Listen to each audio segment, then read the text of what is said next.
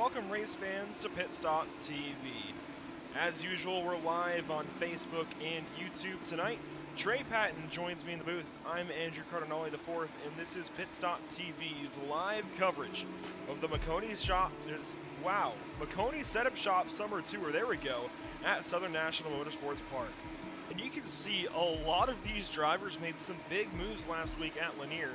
You can see, for example, Holtzclaw and Wilson going up 14 positions, and they're not so far out of striking distance with this points format, obviously lending a lot of points per position. They could get up there, and they could go for fourth and third as of even tonight. Maybe even get up there to second place, so they're within striking distance of Tyler Payne here. I would not be at all surprised if they manage to gain some positions and continue their tear up the standings. That said, they could also slide a lot tonight and go right back to where they were, and we could see other drivers go up 15, 16 positions. So up 14 for Holtzclaw and Wilson, but that could absolutely change. It could go up more or down further, so it really depends. Matthew Hughes, the only driver in the top 10 of points that lost positions at Lanier. All right, this time we're not going to have an invert for the top 6, so a little different from the last couple of races. Parker Rutzlaff starting on the pole with Matthew Hughes starting in second. P3 on row number 2, we have Tyler Payne and Brandon Holtzclaw. Starting fifth on the inside of row 3, we have Eric Steele and Harold Ralph. Starting 7th, we have Cody Moorcroft and Luke Brown. P8, P9, I apologize, Sean Wilson and Corey Hallett. 10th, we have, 11th, Jeffrey Wallace and Rogelio Ramirez. I'm sorry if I messed that up, man. 13th, we have Charles Jettings and Hunter Sanders. 15th, we have Michael DeLong and Matthew Kopp. 17th, Steve Mullins, and 18th, we have Donald Fisher. Trey Shuttlesworth had a little goof up registering for the session. He is not in the field. DJ Powell will be 19th, and Travis Hoefler will be running out the field in 20th. Waiting on the green flag signal from the starter. There it is. The green flag is out, and we're racing here at Southern National Motorsports Park. Parker Rutzlaff leads them into 1.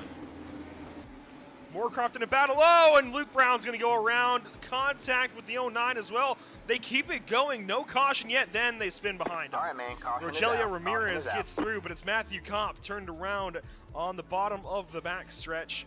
And, well, we have our first caution of the evening here on lap number 2. We'll get a replay and see what happens here out of turn 2. They all kind of stack up, and then you're going to see one car zig when he should have zagged, and he ends up in the inside wall. Well, Parker Rutzlaff, the race leader, the green flag flies. They're back to racing on lap number 4.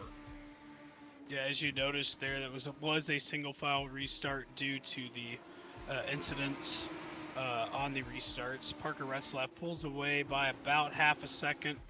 So hopefully now with that single file restart, we can get some laps clicking away, as Parker has set the fastest lap with a 15.896. I expect to see more fastest laps popping up from Parker as the race goes on, as these tires warm up.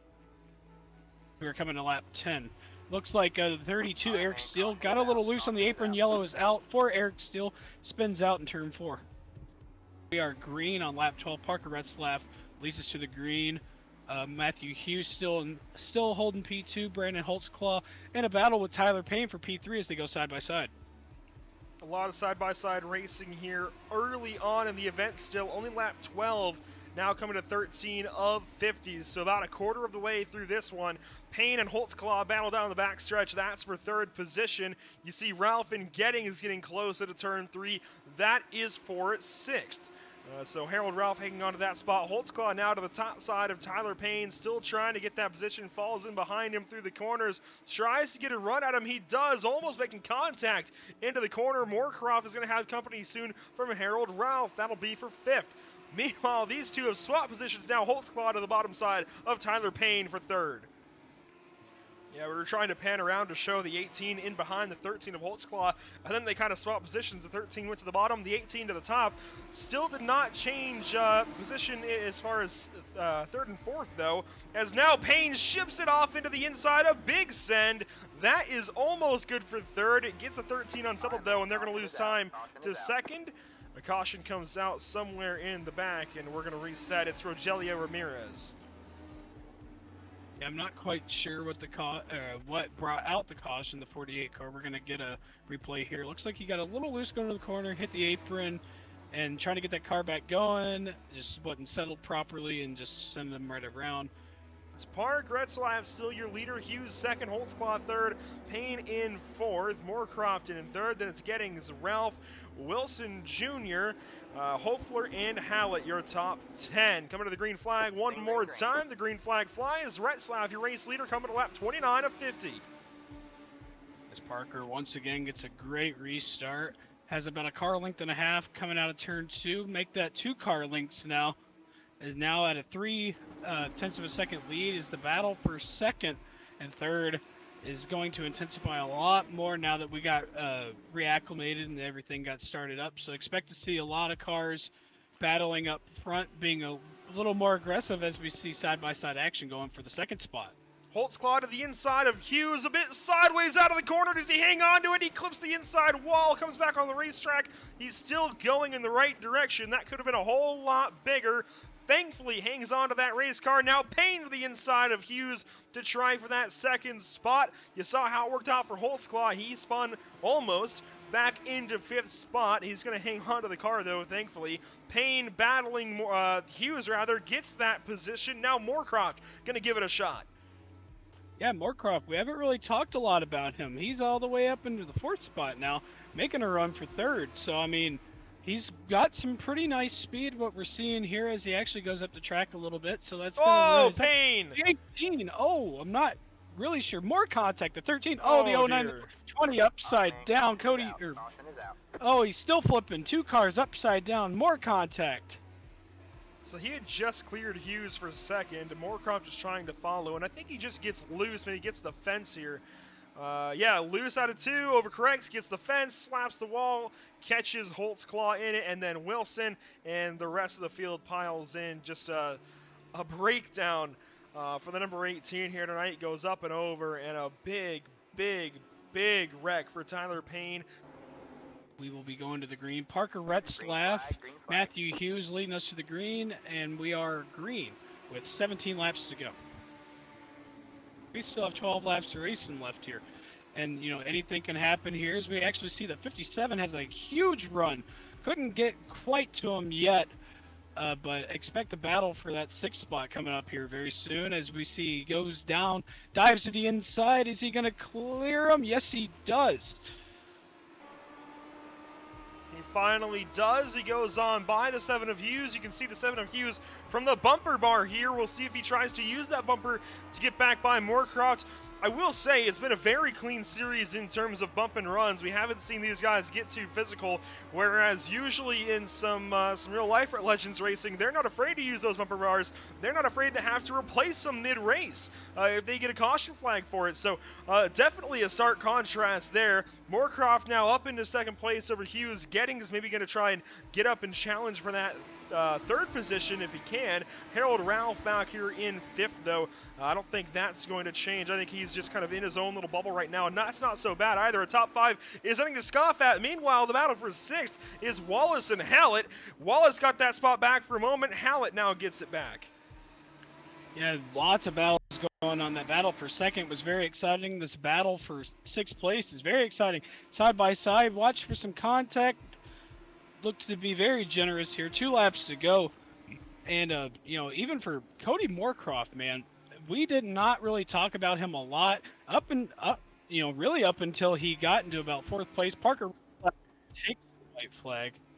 It looks like I think we had some contact further out in the racetrack. I heard something, not quite sure. This battle, there's contact. The 57 and the 17 around, the 23 around. We'll check it out in a moment, but Parker Rutzlaff is going to win at Southern National Motorsports Park. Cody Moorcroft going to come home in 2nd. Matthew Hughes claims 3rd, and then it was the battle further back for the rest of the top 10 where things get a bit interesting, and we'll find that and we'll get the replay up for you. And that was involving the 57 and 17, I believe. It was, in fact. So this is Jeffrey Brian Wallace, I believe. And, oh, wow, the 23 just comes through and gives a shot in the shorts of the 57 of Hallett. He says, get on in there. He finally makes a move to the inside, but there was never room to make that work. There was never an open opportunity for that move. And Parker Rutzlaff, race winner, do you have a copy? Yeah, I got you. Well, it's back to back to back now, and it would be back to back to back to back to back had it not been for that pesky second race at South Boston, man. You end up getting another dub. You lead every single lap en route to do it. How was that number 2 car for you tonight? I mean, yeah, the setup was a lot harder than it's been the last couple of weeks, but I liked it a lot more, and it was really hard to drive off the corner, but overall we just got it done. Definitely get it done. Now, everything was kind of turned up on its head tonight, going from the normal format of 2 races, 2 shorter races, to 1 longer race. How did that change up how you attacked this place? I mean, I don't know, I liked it a lot better just because I didn't have to start 6 like I usually do, and it made it a lot easier, but I really like South Boston and the Legend car, so I had a lot of fun. Yeah, fair enough. I mean, it's definitely just the whole series has kind of played your way, and you've kind of just been able to have a Sunday drive, but you're not invincible, and I made sure to make point of this. You've not been beaten. So how do you feel? Do you think you might get beaten these next couple of weeks going to places like USA and Charlotte? I mean, yeah, I think USA and Charlotte, it's kind of harder to pass at those 2 tracks, so anything can happen. Well, Parker, before we let you go, firstly, thanks for your time, but secondly, who do you have to shout out? Who do you have to thank for your run tonight? Ponzi, Eco Tracks, Iron Horse Loggers, Loglet for Kids.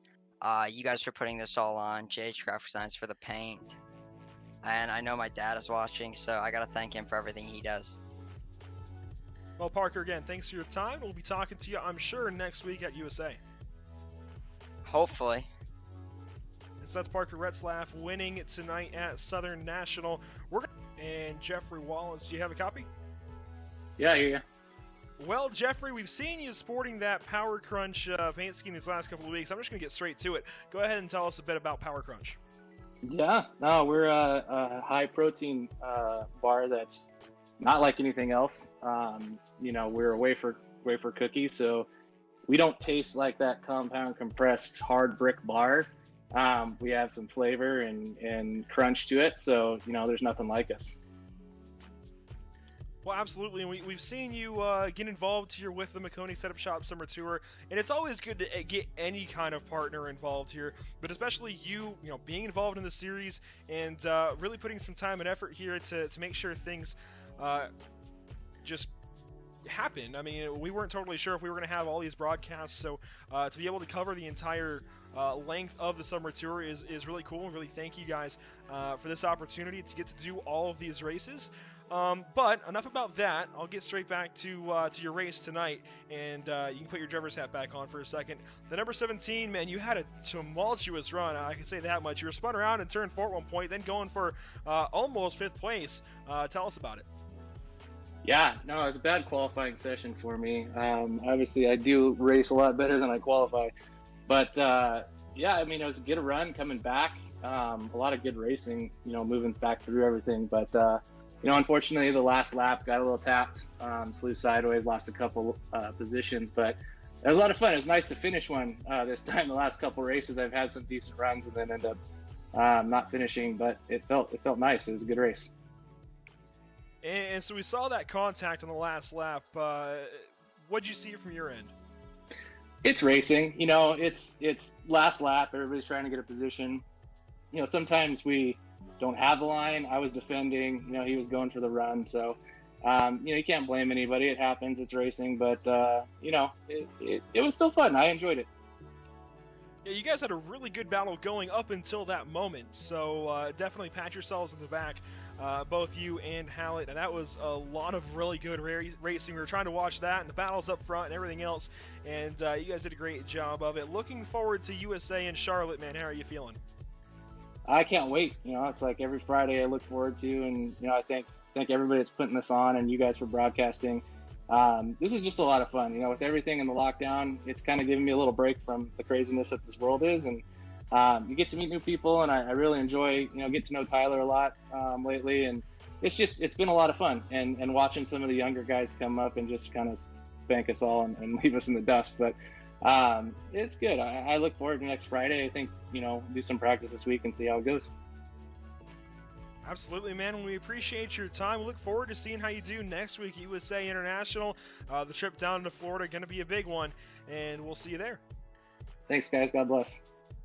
And so that's Jeffrey Wallace. We appreciate him and everything that Power Crunch is doing to make sure these races are brought to you live here on Pit Stop TV. We're so thankful for them. We're so thankful for the Maconi Setup Shop Tour in general, and everybody pouring their heart and soul into this series. I know it's been a bit of a rocky start getting things going, but we still appreciate everybody's time. However, that will conclude our coverage tonight of the Maconi Setup Shop Summer Tour at Southern National Motorsports Park.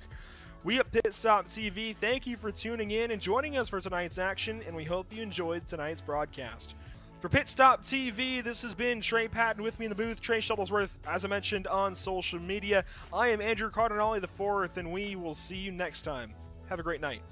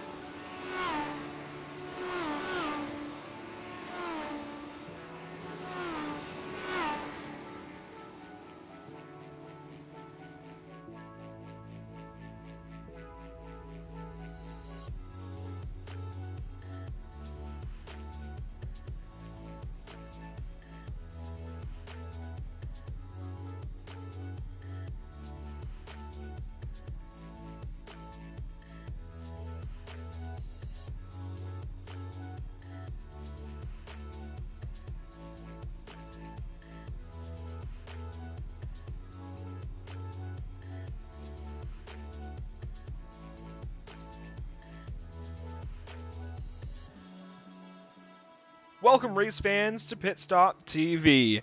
As usual, we're live to Facebook and YouTube tonight. Trey Patton joins me in the booth. I'm Andrew Cardinale IV, and this is Pit Stop TV's live coverage of the Maconi Setup Shop Summer Tour at USA International Speedway. We join you tonight from the virtual Lakeland, Florida, for the fourth contest of the Summer Tour. As has become an unfortunate standard in American auto racing, not every racing venue can hold its doors open with a changing world and economy. Such was true even for Lakeland, Florida's USA International Speedway, closing almost 12 years ago to the day. Thankfully, however, iRacing was able to immortalize this 3/4 mile paperclip as free content on the iRacing.com service. This evening, the Maconi Setup Shop Summer Tour travels to Central Florida to compete for more than just bragging rights in the penultimate stop on the schedule. Trey Patton, we have seen highs and lows here for the Summer Tour in its early goings, but USA promises to excite with long straightaways and racy corners to add to a tight points battle. I agree 100%. USA is always an exciting track. I've logged lots of laps at this place, and there's never really a dull moment. You get a good group of guys on here. It looks like we have a decent field. Right now we got 21 cars that have actually set a practice time, so with a field like this, seems to actually be pretty tight up front, so I think we're going to have a pretty exciting race. You say that actually, and then Parker Rutzlaff clears the field by 5/100ths of a second here in practice.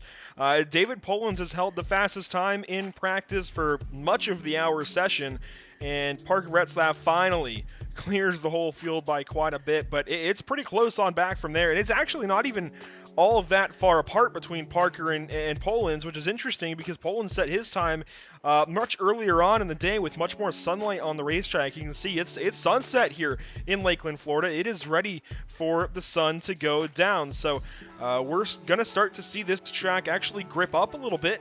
The thing is, sometimes with those falling temps, the racing line can also get a bit slick and actually force these drivers to search around the racetrack. We do have some points coming into tonight, obviously. I mentioned that not so long ago. Parker Rutzlaff does come in with 150 points over Charles Gettings, who's the second place. And, I mean, Parker Rutzlaff just cannot be beat lately. It is worth noting he will be scored in the number 22 tonight, but he is running the number 2 on his paint scheme. Some numbers getting switched around this week as far as scoring goes, but we will keep track of all of that. Regardless, Parker Rutzlaff just on a tear as usual in a Legends car, and I mean, he's showing why he's so good. And, I mean, 4 wins, he's won everything but one race at South Boston to open up the series. So through 3 weeks, he's only lost once. It's been a lot of the number 2 up front. You can see the rest of the top 10 there in the standings. Tyler Payne dropping 3 positions last week, Trey, is not going to help his campaign at all. Of course, we saw him go flipping in Turn 3 at Southern National 1 week ago. We also saw Hunter Sanders and Travis Hoefler have bad nights and fall down the standings. But look at that, Harold Ralph and Rogelio Ramirez. Now, Ramirez, I think, was in 2 or 3 incidents of his own, and he's still gained 4 positions up to 9th place.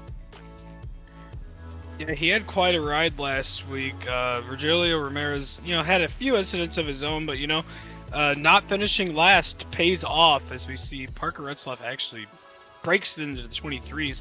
And then Tyler Payne also, as you say, went on quite a ride last week, and, as you see there, not a very good finishing position for him, made him drop 3 spots in the standings.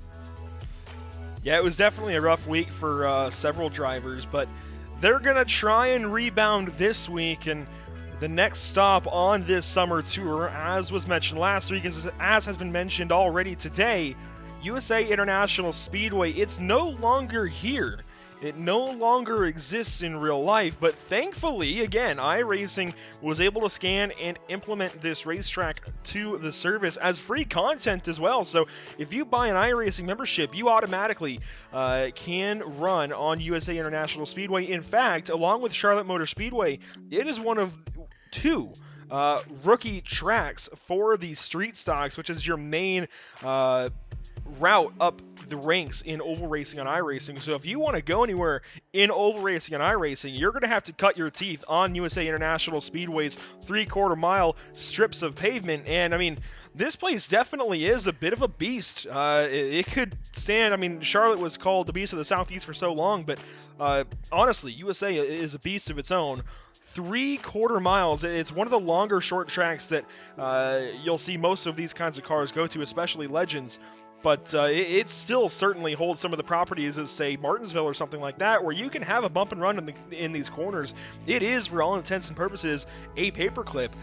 The only difference being between Martinsville and USA that you're going to wreck at a whole lot higher rate of speed here at USA as opposed to Martinsville. Yeah, wrecking at a higher speed for sure, because you're going to be carrying a lot more speed in the corner. There's a lot more room to move around. It's not as tight as you'd say as Martinsville would be.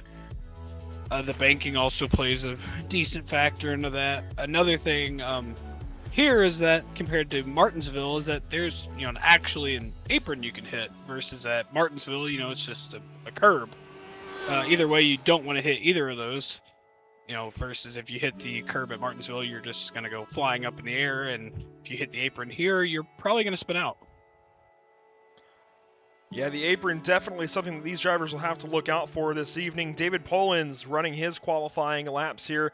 This will be to complete his first of 2 laps to set a qualifying time. Pollins going to jump up for now to the pole position, but of course that is not going well. It may stick, but some of these other positions will not. We've got William Auer already dropping from second into third, the number 18, and there it is. Parker Rutzlaff up to P1, pole position already for this driver. He's the first one to get into the 23s, both in practice and in qualifying. Now he speeds down the backstretch here at Lakeland, and he's going to roll through turns 3 and 4 to complete his qualifying run. Now, the last few weeks, we've had some session issues here, Trey, that have kept these drivers from running the previously planned dual feature format where they have 2 full feature races to earn points. That is not the case here this evening at USA International Speedway. We're getting back to the original plan of 2 20-lap features. Now, what that means is these qualifying times are going to get a bit mixed up, at least in their starting order, because you may qualify first, Parker Rutzlaff, but I can tell you, you are going to start 6th place if you do, because we have inverts back in full effect.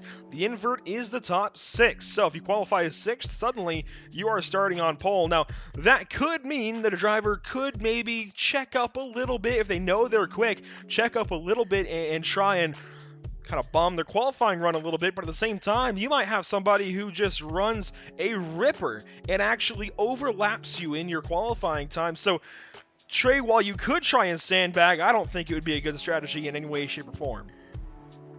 I wouldn't try to sandbag, if anything. I would just try to go out and, try to set the raw pace of what I can get out of the car, because why would I want to slow down and then not actually, have someone faster behind me? I mean, regardless, let me rephrase that. More or less, you're going to have somebody faster behind you. Like Parker, he's going to be starting 6th, so he's going to make his way up through the field. But it's just more of like a hazard type thing. You just don't want to be in the way, because that's another thing you have to deal with, another thing on your mind, and it's just something to keep up with.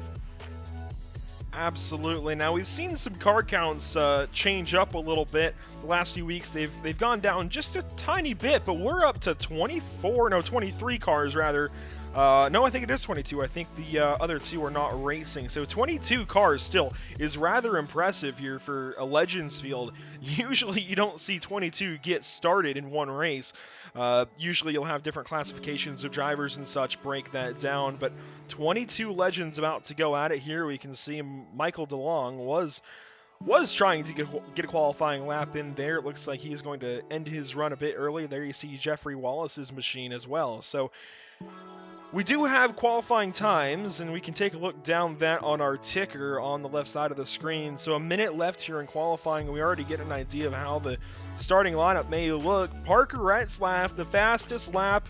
Not really surprised there. He comes in with a 150-point lead for a reason, and it's only been 3 weeks for him to earn that lead. David Pollins goes P2. He almost gets into the 23s, but not quite. It's a 24.018 for Pollins. A little further back in 3rd place, it's Brandon Holtzclaw, then Cody Moorcroft, Tyler Payne, and Joseph Ralph, if things hold, will start on pole for the first of 2 races this evening, while Travis Hofler is just 1 spot and trying to find the difference, just 3/100ths of a second out of starting on pole for the first race of the evening. So that's a big shortcoming there, I would say, for Travis Hofler. You'll see Charles Gettings grid up 8th place. It'll be Matthew Hughes in 9th and Eric Steele in 10th. If this all holds, it may change. Qualifying is wrapping up. I don't think we had any cars on the racetrack here, Trey, though. So I'll hand it over to you for our starting lineup. All right, as we get cars onto the grid here, looks like starting first due to the invert will be Joseph Ralph. Tyler Payne will be starting second. Starting third, we have Cody Moorcroft and Brandon Holtzclaw rounding out row number 2 in 4th place. David Polans in 5th place, and Parker Rutzlaff is going to start 6th. So that's your inverted group of cars. A little further back, you'll see Hofler starting 7th place. Again, he missed it by 3/100ths of a second. Charles Gettings comes in a pretty decent points position. He is going to roll off the grid in 8th place. Then you'll see Matthew Hughes, Eric Steele round out your top 10. A little further back, it's Brandon Mefford, Sean Wilson rounding out the top 12 drivers.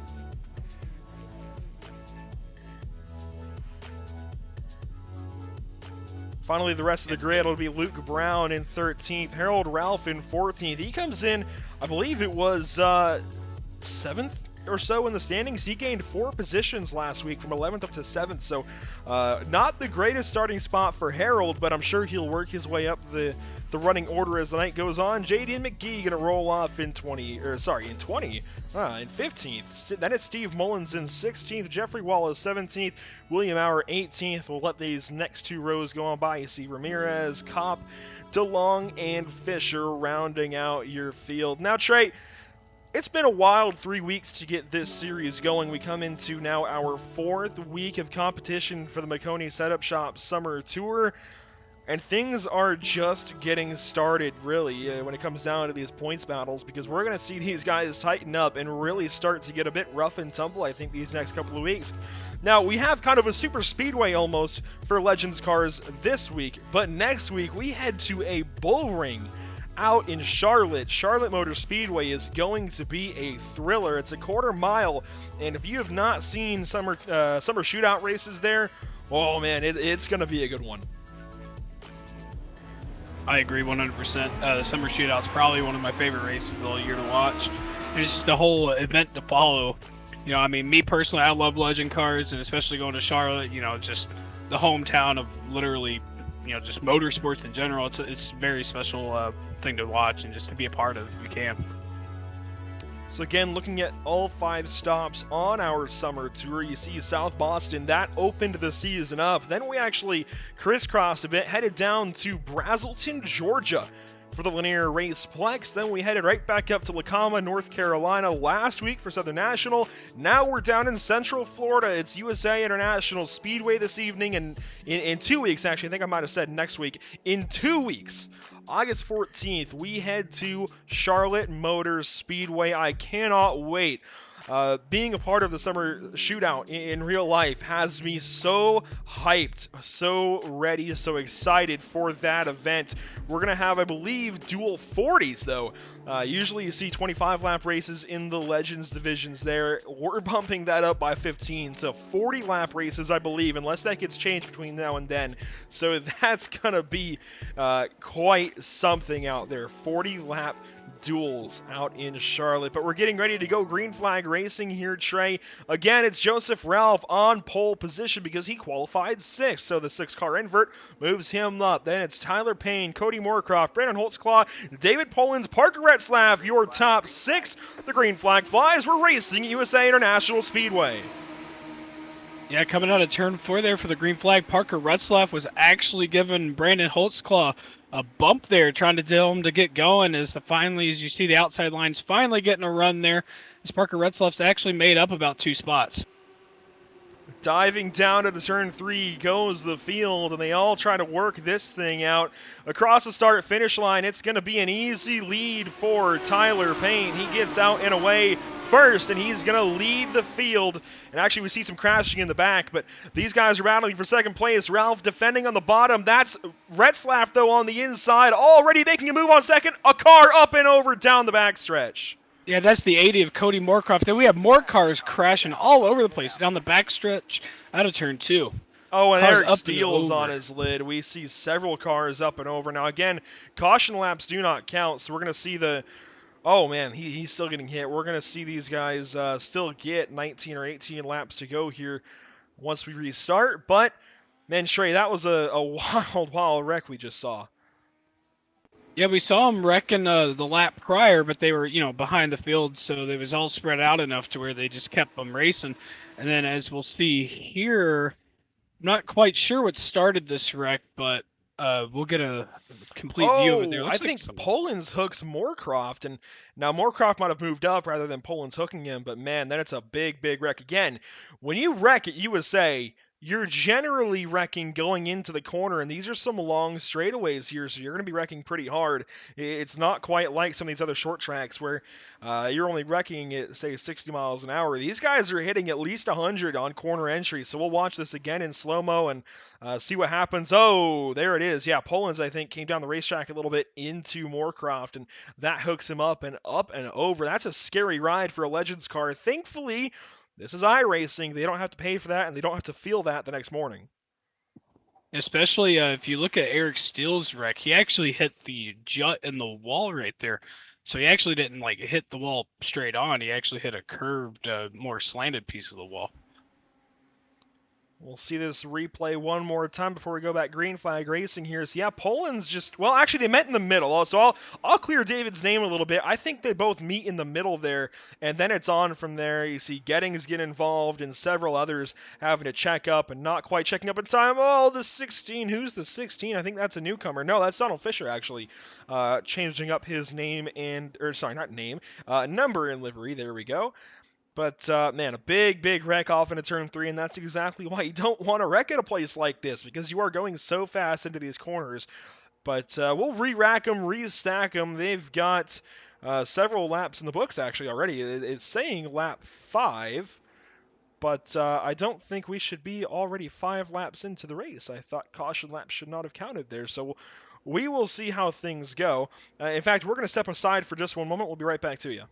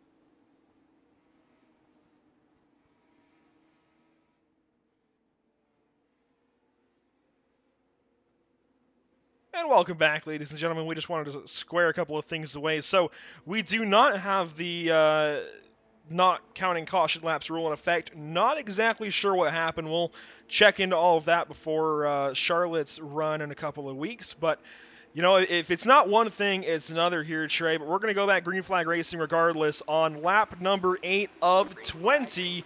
And it just means these guys need to keep it clean and green to race it out. Lap number 8 now as they restart across the start-finish. As we look down, the 16, Donald Fisher just nails the inside wall. As they go further up in the field, it looks like they're side by side still. The lead is now being contested by one Parker Rutzlaff. Most of the front runners single file through one lap. It's Payne over Rutzlaff. Then it's Holtzclaw in third place, rather. Joseph Ralph hanging on to fourth. And there you see Rutzlaff gaining on Payne down the backstretch out of turn 2. He just rolls these corners so well compared to the rest of the field. I'm not really sure how he does it. You see Payne going a little bit higher than Rutzlaff, giving Rutzlaff the bottom. I think he was trying to defend, but he ends up giving that spot rather easily to the number 2, and Rutzlaff takes the race lead. But Holtzclaw, your fastest lap now. Yeah, if I'm Brandon Holtzclaw, I'm going to try and follow in those tire tracks to Rutzlaff, figure out what he's doing. And, as once you get that bottom open, if it's open, I'm going to stick my nose down to that bottom and try and do it, because as long as you have that bottom, you're most likely going to get that pass. 10 laps to go across the stripe right there. Cross flags. We are halfway. 10 up, 10 down, and Rutzlaff has taken the race lead. A little ways back, we have some battling. It looks like Harold Ralph is moving his way up into the top 10. What do you know? I said he would gain from that 14th starting spot. He's now working on Brandon Mefford. I think that's the first or second time we've seen that name in our list. Matthew Hughes ahead of him, and Hughes is needing another good points run to keep gaining. We have Donald Fisher slow ahead of these guys. We saw Fisher have issues at Lanier. We'll see if he can get that car straightened out, but man, he doesn't have a front end or anything. Holtzclaw down to the inside. He's going to take second place. Yeah, excellent move by Brandon Holtzclaw there, just waiting and being patient for that bottom to open up. And as I said before, once you get that bottom and you can get down there to make the pass, as long as you don't leave it open, you're going to keep it. As we actually look further back in the field, almost some contact between the 19 of William Ayer and not quite sure who's Sean Jr. Wilson for 10th place. We'll check this battle out then. You see Wilson in the 09 just behind now J.D. McGee in the 9th position. He's in the chrome number 11. Hours behind these guys, so Wilson ends up winning this battle. And actually, you see Charles Gettings trying to hang on to that position over Rogelio Ramirez. That is 12th place. Michael DeYoung is in that little battle as well. This is all back here for 12th, 13th, and 14th positions. Luke Brown is currently leading Jeffrey Wallace as well. Steve Mullins back here. Cody Moorcroft after his wreck, and David Polans. But the lead still going to Parker Rutzlaff, and he's starting to gap the field, but not by as much as you might think. Holtzclaw just outside a half second back. Yeah, Parker's he's not pulling as much as I thought he would, to be honest, but that's what we were saying earlier on before, even when you looked at the qualifying and practice times, the field was actually pretty tight. So it's not like he was ahead, pulling 3-4 seconds after a few laps as we saw the last couple of races. See the field fly by there into turn one. Holtzclaw still leading over, taking second place over Payne. He's leading the rest, I suppose. So he's the best of the rest that are not named Parker Rutzlaff. Rutzlaff off and away. Now 4 laps to go across the stripe. Holtzclaw still holds that position over Payne. Ralph, I don't know where Joseph Ralph found this speed from, but he has really turned up the wick.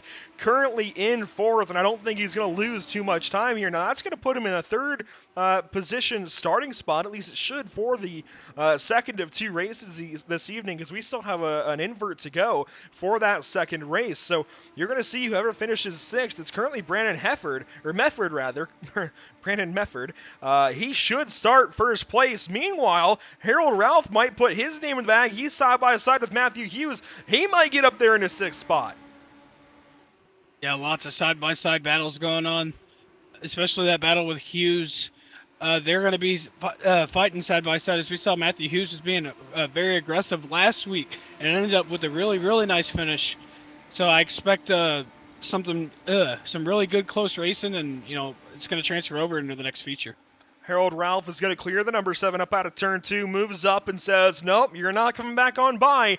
So Harold Ralph now up into 7th. We'll see if he can try and run down Brandon Medford in the next lap. But the white flag flies. It's Parker Rutzlaff taking the white flag. And, what can you say other than that? It's Parker Rutzlaff leading the way once more. He's done it all so far in the Maconi Setup Shop Summer Tour. He'll be coming from 6th place here in the second of 2 races. Rutzlaff is going to lead out of the final corner, and Rutzlaff is going to win the first of 2 races on the evening. It's a pass for 4th as Joseph Ralph falls to 5th behind Hofler, but 2nd still goes to Holtzclaw. So Parker Rutzlaff already perfect on the evening, leads practice, leads qualifying, wins the first of 2 races. We'll see if he can back it up with another win. Oh, he turns Tyler Payne after the line.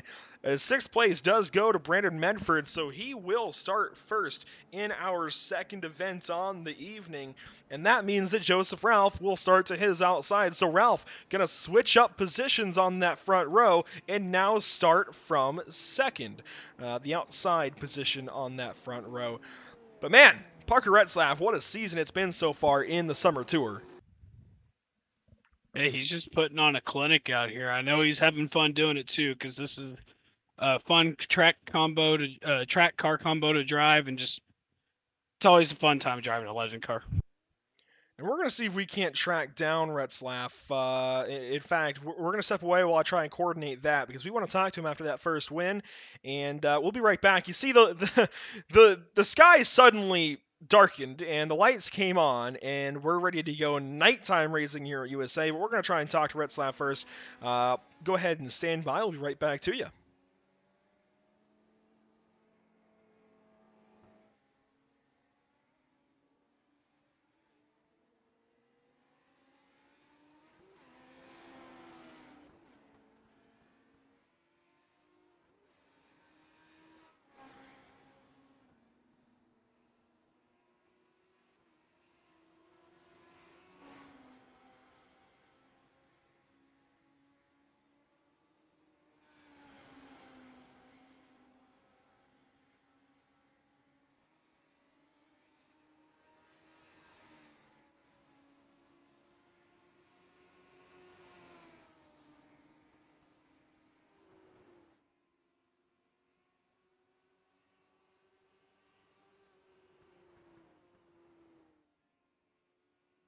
And welcome back to USA International Speedway. Some warm-up laps for these drivers, but we're going to talk to the race winner, race number 1 winner, that is Parker Rutzlaff. Trey, I'll turn it over to you.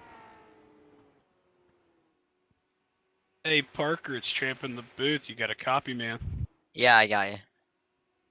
So starting qualified pole, obviously, but he had to start 6th place. So you've given Brandon a little couple pushes there on the start, try to get him going. So just how'd the car feel starting off there? And obviously it went on rails. So just talk us through it, man.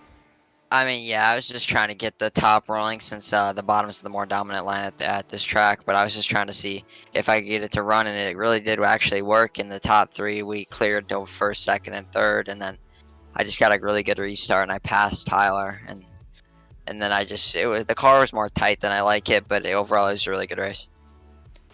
So what can we expect for this next race, since now it's actually nighttime, going to be under the lights? How much faster will lap times be? Will we expect, well, I guess not as much fall off because it's only 20 laps, but... Yeah, I mean, the darker it gets, and the setup's already a little bit tight for my liking, so I think it's just going to get a little bit tighter, and people are going to have more give to each other, or there's going to be some wrecks. Yeah, I agree 100%. Anybody you want to thank for that first feature one? Ponzi Eco Tracks, Log Load for Kids, Iron Horse Loggers, my dad for everything he does, and you guys for putting this all on. All right, man. Well, we expect you to go out and put on a show for us in the second one, so hopefully we'll be talking to you again, man. Thank you. All right, that's feature 1 winner Parker Rutzlaff and our current points leader. Now, it looks like he won't be the only driver that we talked to in this quick intermission. We also have Brandon Holtzclaw, who finishes 2nd place. Brandon, do you have a copy? Yeah, man, got you. Well, you end up runner-up, but I think really when it's to Parker Rutzlaff, that's got to feel like a bit of a win. Yeah, kind of. Especially after the week I had last week, it felt really great to put it top 3. A few laps there, I felt like I was running a little bit faster than Parker, but I just couldn't run him down. So we'll see where this next one goes. Yeah, I mean, that was some good racing, and you really didn't let him check out by too much. I think it was about a half-second gap most of that run to the end. So with nighttime falling, obviously the track is going to change a little bit. How do you think the handling is going to change, and how are you going to attack it? Honestly, I don't know. I'm kind of like Parker. I'd prefer a looser car. So with this car being a little on the tight side, we're just going to have to play it by ear and see where it goes and adjust when needed. That's a big 10 for there. Well, before we let you go, who do you have to thank, and who makes it happen for you? I definitely appreciate you guys for broadcasting this and Tyler for hosting it. Other than all the car stuff, it's pretty much me and Charles Gettings that's running with us. We do a lot of that together, so definitely appreciate y'all. Well, best of luck to you, Brandon. We'll be talking to you, I'm sure, later on. All right, man. Appreciate it. And so that's Brandon Holtzclaw finishing 2nd in our first feature. Now, we are going to, well, I'll leave you guys to Trey Patton. Well, I don't know, it takes over for a second here because we have not been live to Facebook, and we're going to quickly set that up. But everybody on YouTube here, you guys have been great. We see the numbers are doing pretty well. So let us know where you're watching from here. Let us know who you're pulling for in this next little jaunt of 20 laps here at USA International Speedway. And Trey, I guess I'll ask you who you think is going to win, other than Parker. Yeah, I was about to say, you're going to throw in the other than Parker. I don't know. So it looks like Parker and Brandon are going to be starting 5th and 6th again. So Brandon won't be in front of Parker this time. So I expect to see Parker. Let's see, who's going to be starting? Tyler Payne will be right in front of Parker. So Parker and Tyler, I expect them to be bumping on the start. They're going to be on the outside. So I think Tyler Payne or Brandon Holtzclaw has got a really good chance of this win if it doesn't go to Parker.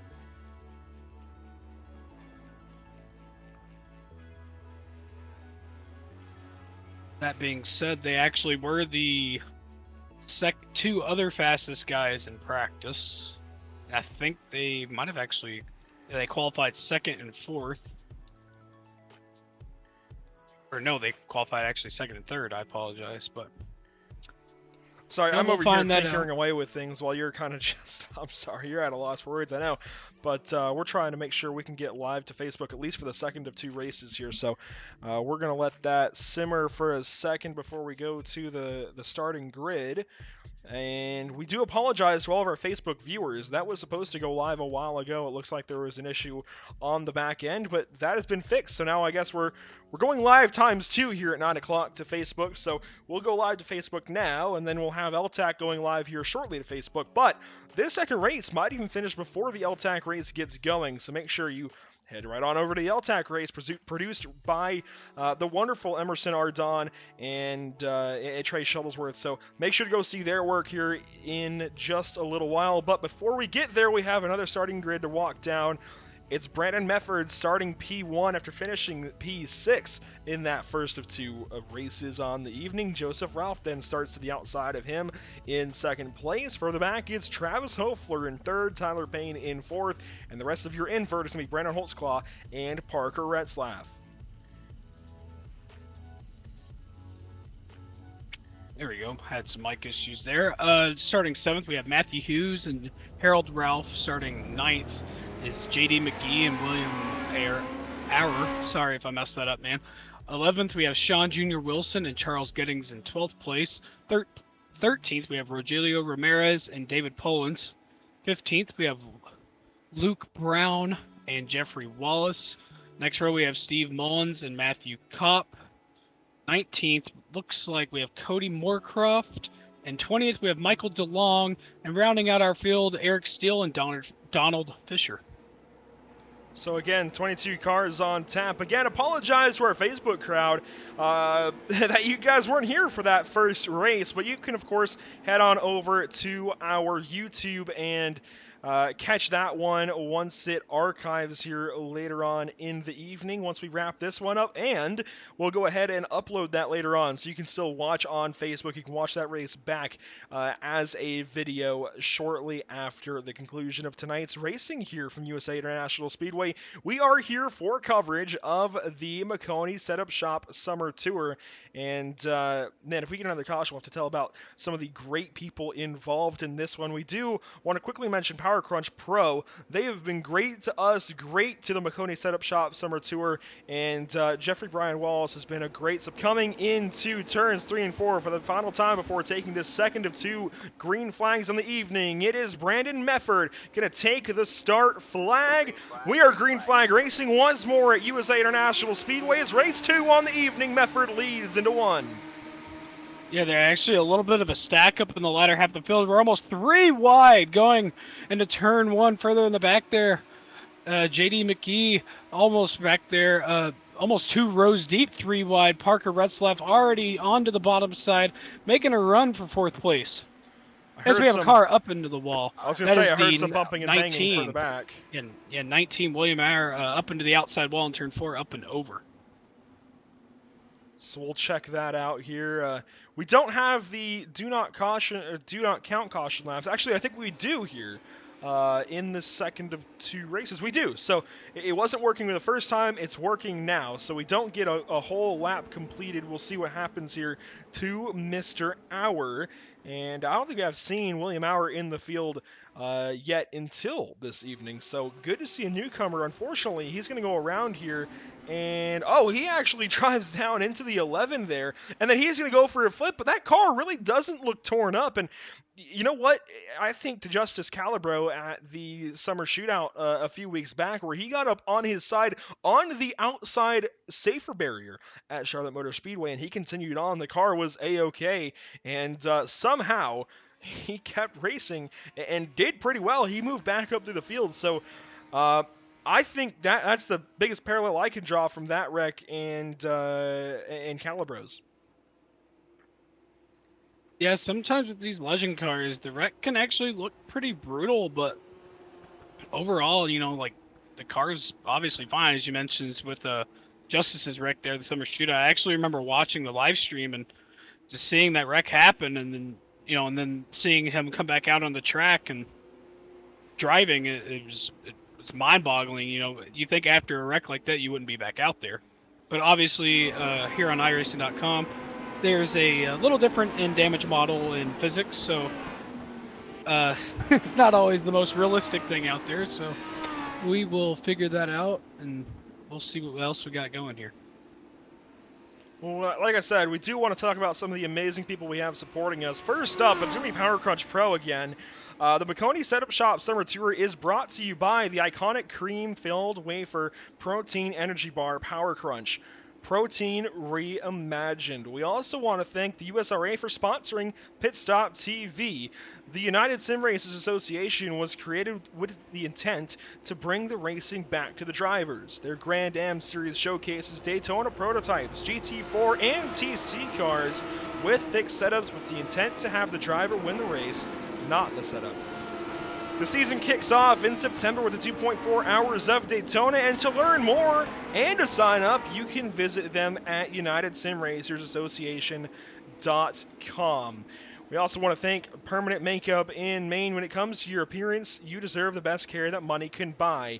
Here at Permanent Makeup and Cryo in Maine, the owner, Ashley Bollier, is a certified micropigmentation specialist who provides professional, safe, and personalized services. If you're looking for the best solutions for your permanent makeup and cryo concerns, give us a call today to book a consultation. You can contact us at permanentmakeupinmaine.com or call/text at 207-358-8683. And if you visit their Facebook page, Permanent Makeup and Cryo in Maine, they do monthly giveaways, and you can enter and you can win. So at the very least, go check them out, give them a like, and support those who support us. We also want to thank, of course, Whiplash Media, Pit Stop TV's new parent organization. Whiplash Media specializes in various sim racing resources, including paint schemes, stream overlays, iRacing camera packs, and more.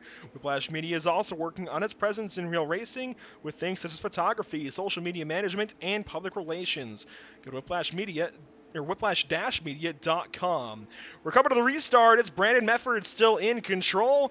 It's Joseph Ralph to his outside, then Hofler, Payne, Rutzlaff, and Holtzclaw, your top five. They come back to the green flag, and we're racing once again at USA.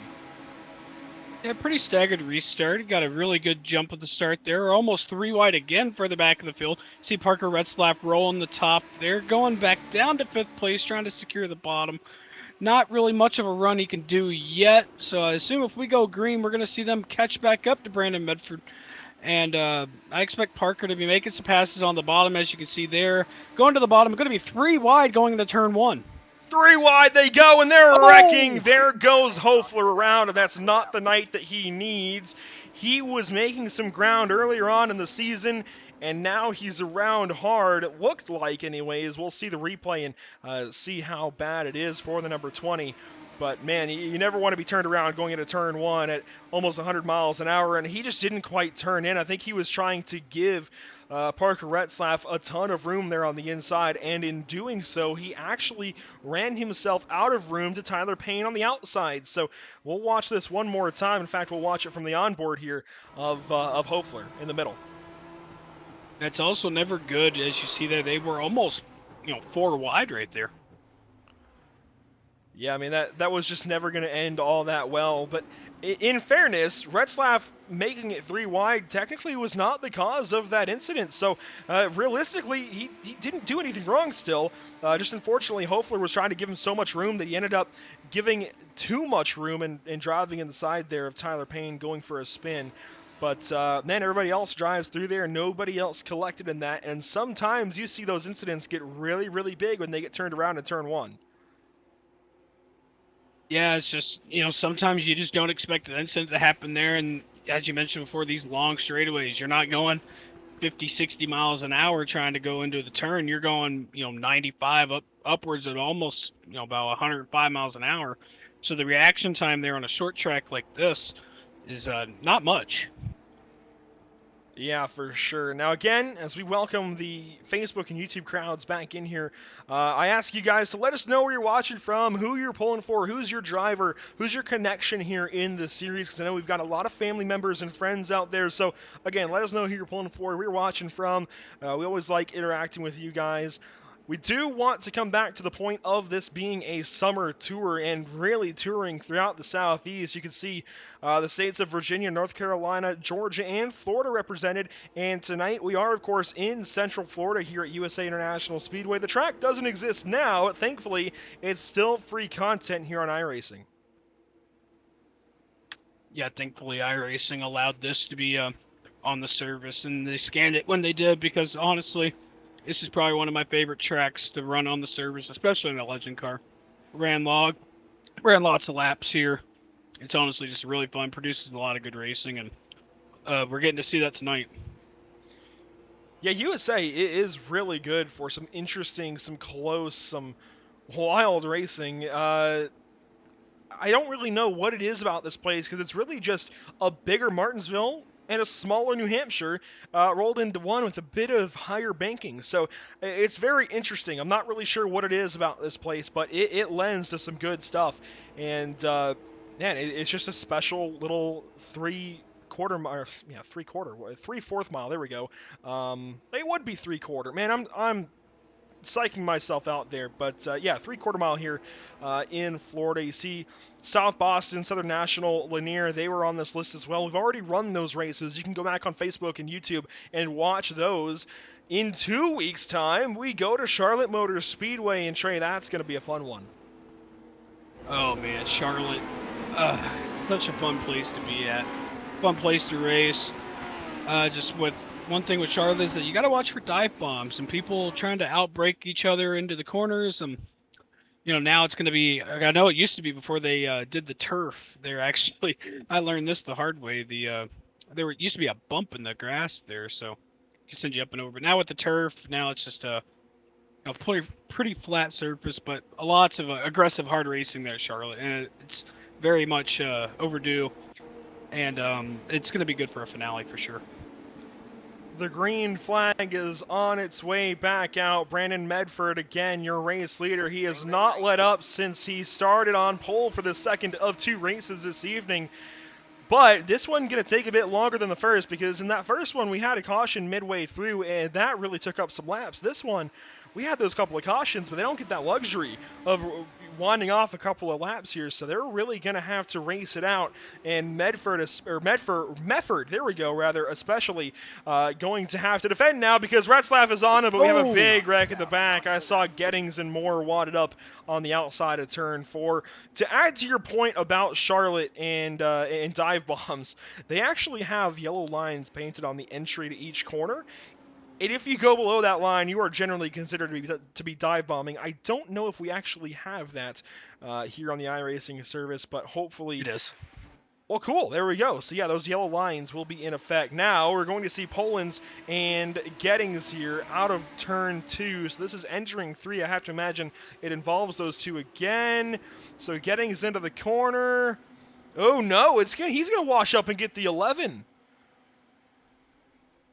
The 11 of J.D. McGee. And Gettings promptly gets turned over. So Charles Gettings, another one of those guys that's coming in tonight with a pretty good position in the point standings. Not going to leave that way, I can tell you that. Yeah, it's never good just being caught up in incidents way early on like that. And even we saw before the last couple of restarts, I've even noticed those 3 cars right there with Gettings and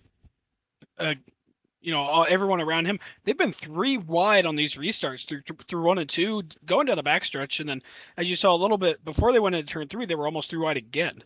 Oh, So wow. I mean, and William Eyre just drives Yeah, right through it. I didn't notice that until just then. That was William Auer, that red flash coming through that wreck. He's going to collect Donald Fisher, it looks like, as well.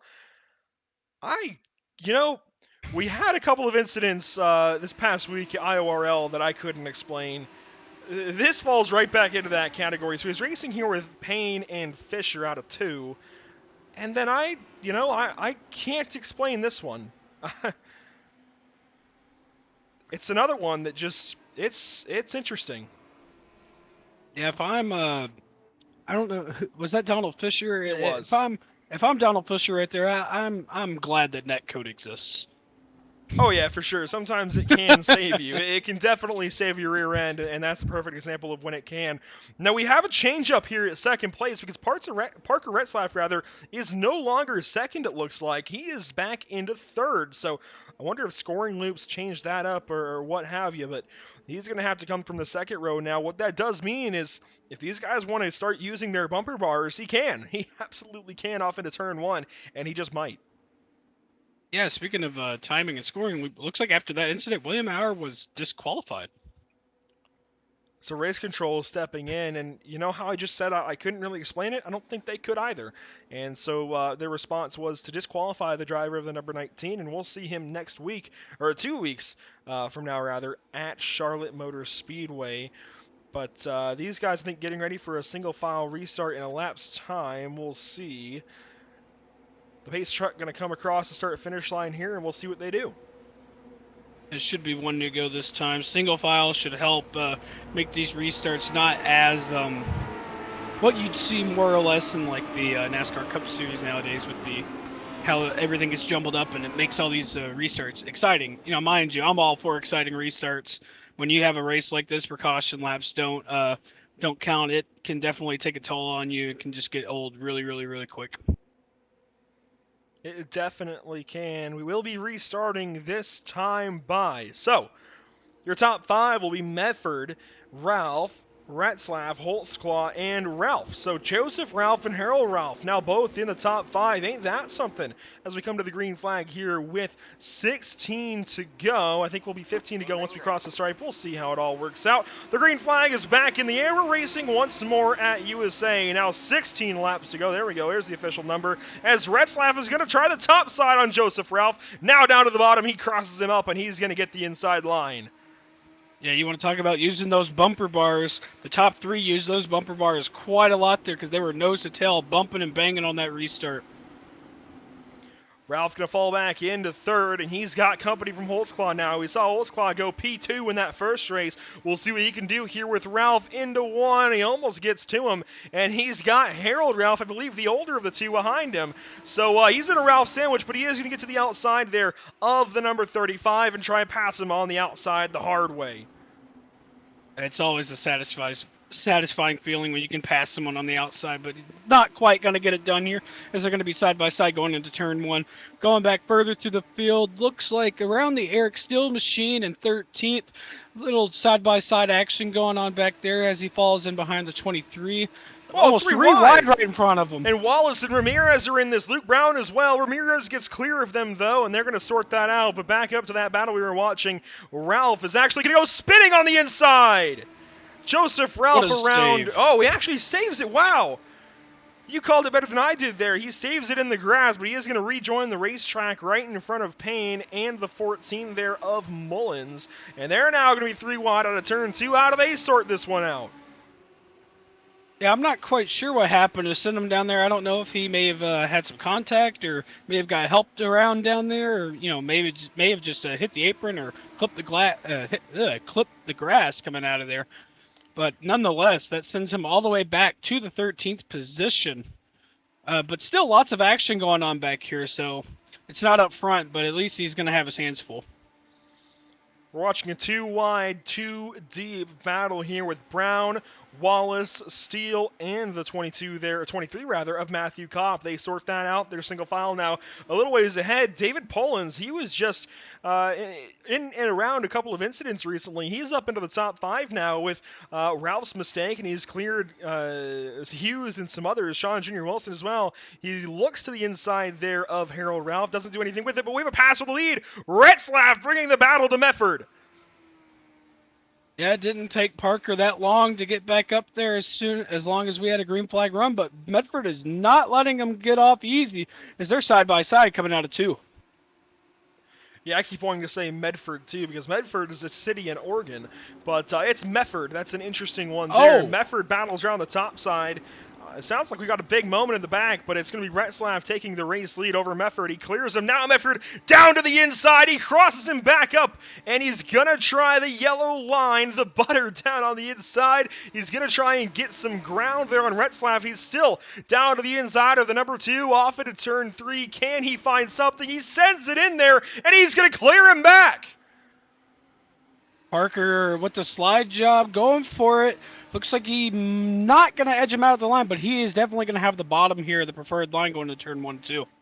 He crossed him over out of turn 4, and he's going to clear him up out of turn 2. And I'm not sure if Medford can do anything with it. The caution comes out. The 5 machine, the 23 up and over, Cody Moorcroft around. So Kopp, Moorcroft, and others. We'll see who else is involved in this. Looks like McGee again involved in this, as well as Luke Brown. I'm going to replay up on your screen here, and it's going to be out of turn 2. Oh, wow. There was a lot happening before we even got there. I think it all starts, like you said, with the 5 of Luke Brown. And not quite sure what was really happening there. Just saw the corner of my eye. Was watching that battle for the lead. Next thing I know, I just see smoke around. Oh, yep, looks like the 23 got into the 5 and just sent him around, and Moorcroft come through and might have hit the brakes and spun around there. So I don't think he got any damage from that. We'll get a different view of the crash here. This is off into turns 1 and 2, and Brown goes high and then kind of slides back down to the bottom. So he opened the door up and then drove down into Matthew Kopp to start that. So that's entirely on Luke Brown there if you're looking for who's at fault. I know you get a lot of Facebook posts regarding iRacing daily that ask that question, but yeah, unfortunately, it's going to be Luke Brown causing that. And I think, now I'm not certain, I want to see if we can get a close-up here of the back end of his car, because I think I see a certain logo on there. So I'm going to go to Moorcroft's machine, and I want to check this before saying anything here. But I think I recognize that logo on the back, and I want to call it out, if it is what I think.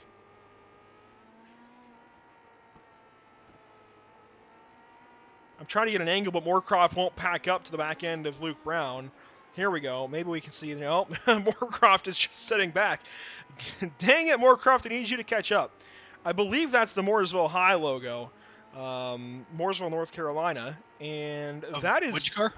The number 5, Luke Brown. And that's just down the road. Well, for me, anyways. Not from USA International Speedway. Excuse me. But, man, that was a... But yeah, no, I think that's a Mooresville High logo on the back end of the 5 car. That is, yeah, Mooresville Blue Devils, you'd be correct. So look at that, Luke Brown out of Mooresville, North Carolina. He's close to the summer shootout. Somebody put him in a race car. That said, he did just cause that incident, so maybe not. Maybe not, but we'll come back to the green flag here in just a moment. Looks like 2 laps to go in this caution, and Medford's still your race leader. Actually, how is he the race leader? What? That I'm not sure.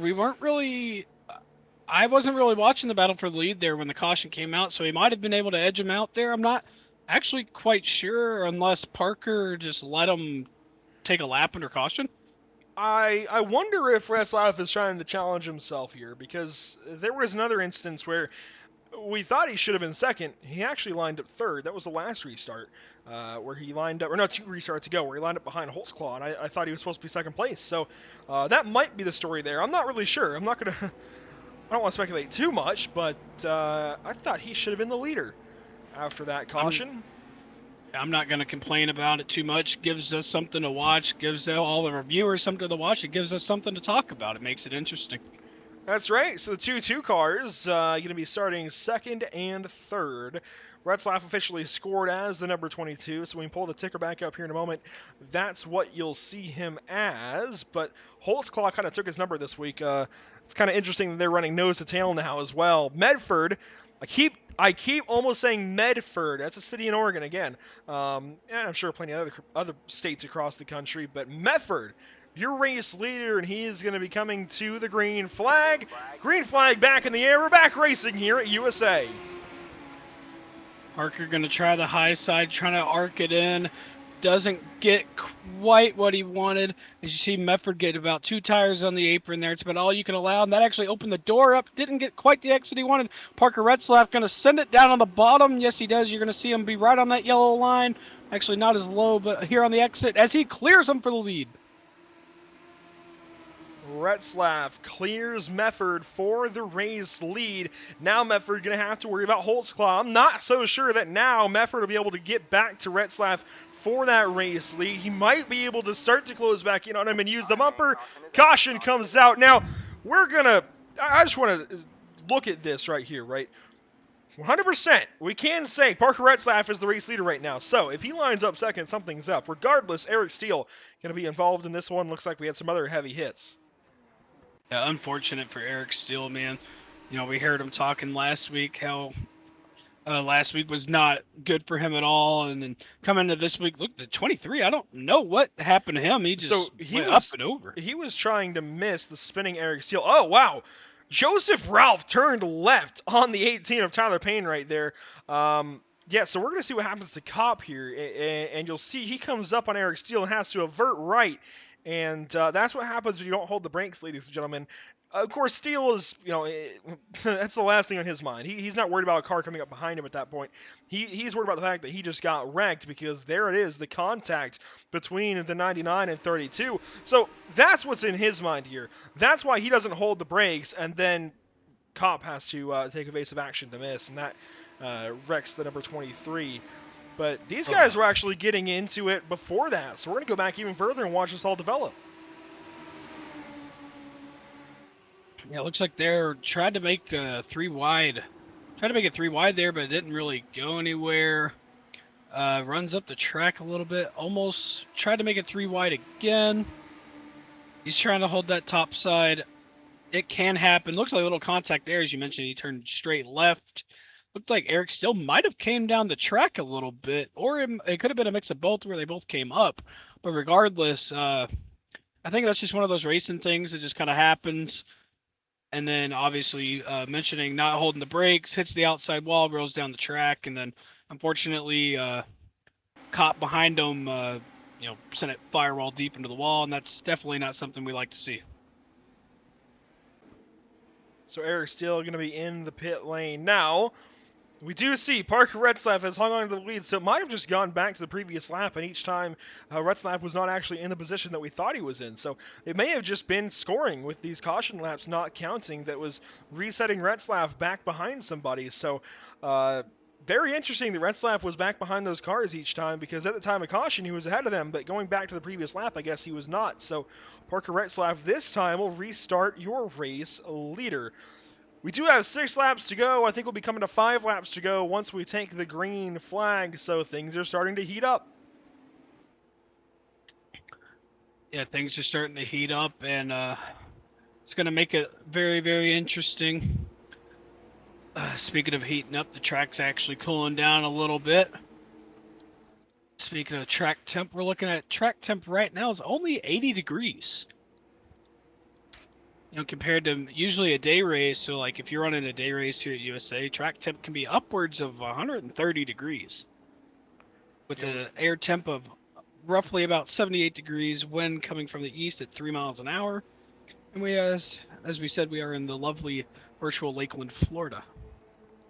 We see those weather details there, and I know the session was set up to be pretty close to the real-life conditions today, minus it's Florida in late July, pretty much August. It was probably raining at some point throughout the day.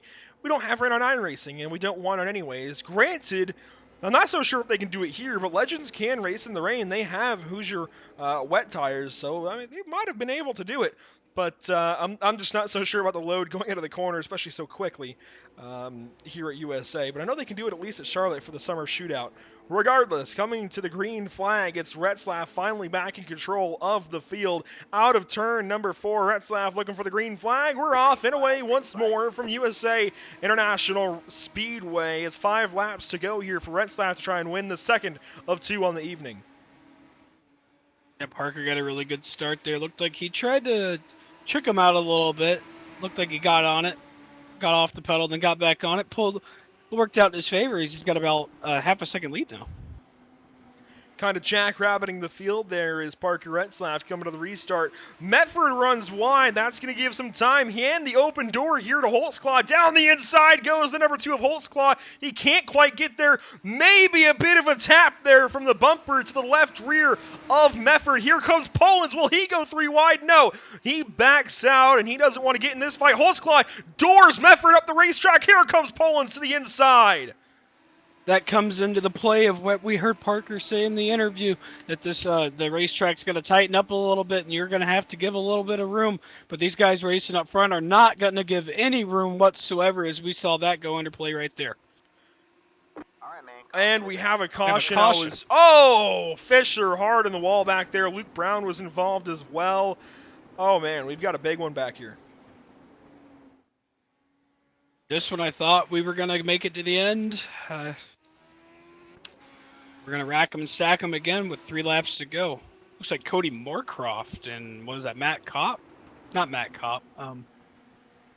So Luke Brown. Luke We were Brown, talking about him being out of Mooresville, North Carolina. He kind of blocks out of the corner, kind of trying to get down to that inside and defend from Cody Moorcroft. We'll see what happens. And, oh, you know what? I think Brown turned left into Moorcroft.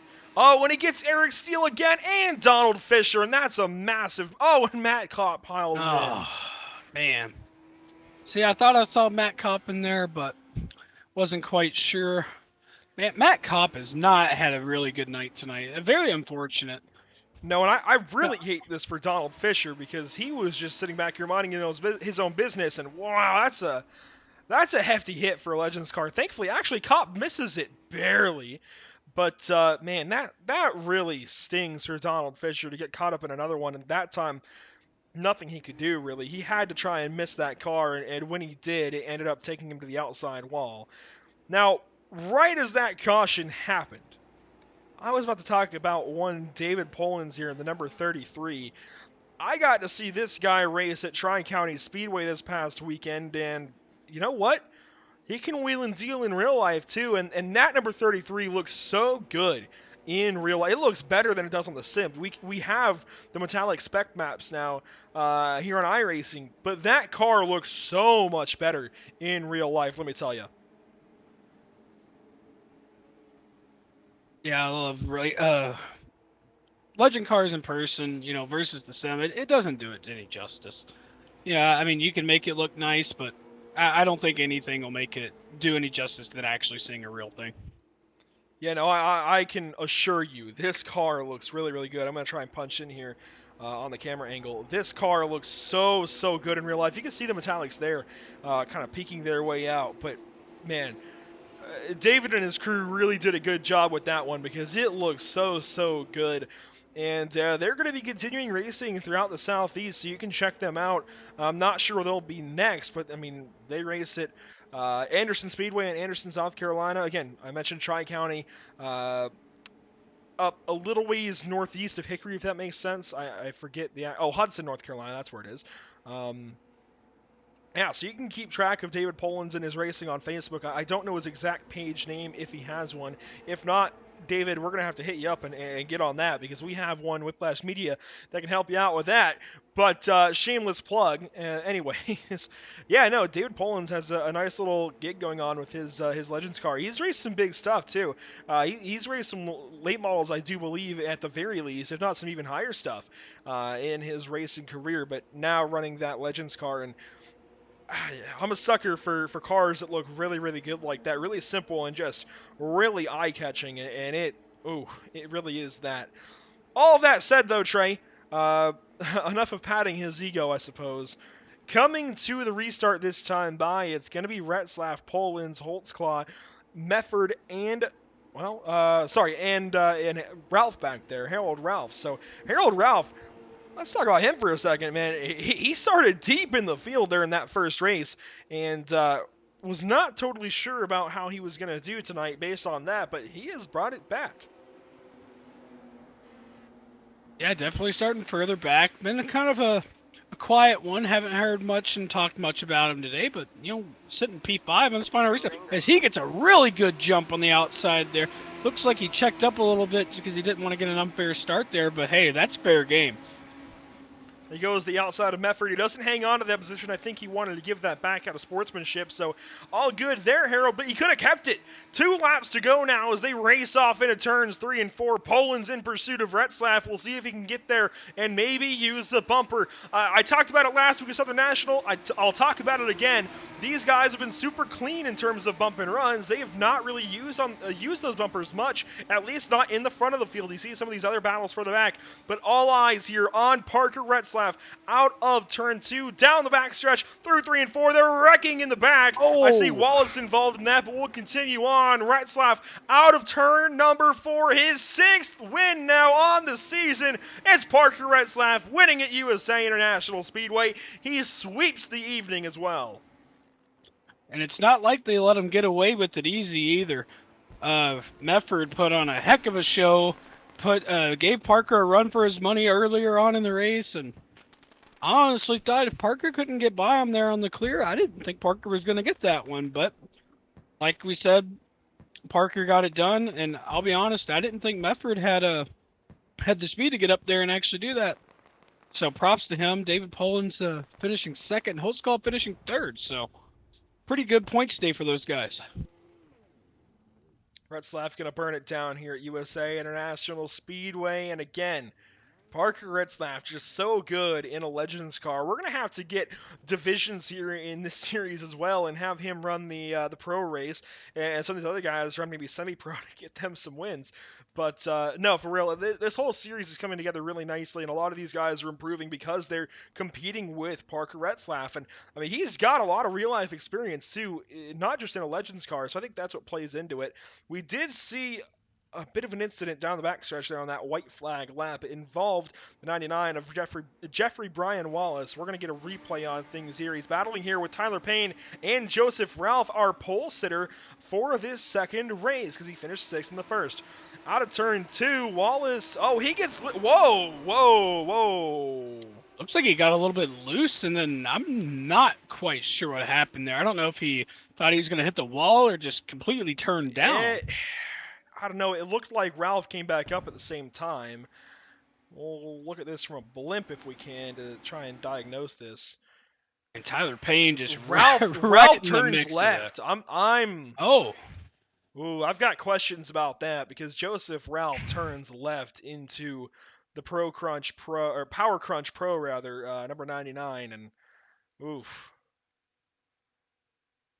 I'm not so sure about that one. Yeah, I'm not really quite sure about that one either. We'll leave that to race control to let them figure it out. Meanwhile, we have our race winner, Parker Rutzlaff, waiting for an interview. We're going to keep watching this replay, and we're going to try and give a turn 3 view. And part of being the broadcast team for these races is giving race control some different things to review. So we're just going to let the video speak. I mean, Wallace gets loose, and then he turns back up, I think, to get a good run at the corner. And yeah, you can see I'm his just not tires so just sure. go. Yeah, I'm just not so sure about what the 35 did right there. That was completely avoidable. It's not like he got loose. You would have seen that back end kick out. Yeah, and you know, I never want to sit here and just rag on a driver for anything. We might make our little quips here and there, but man, that one didn't look quite right. And no. Yeah, we'll leave it there. But that was interesting out of turn number 2, and I know Tyler and his admin team will look back at it. Christopher Worded on admin duties this evening as well, so they'll take a look back at that one. And decide what to do with it. But we are going to try and get more than just Parker and Holtzclaw. So we're going to step aside, let you look at Parker burn it down here out of the fourth corner, and we're going to try and get a hold of Poland's as well. We'll be right back to you here at Pit Stop TV.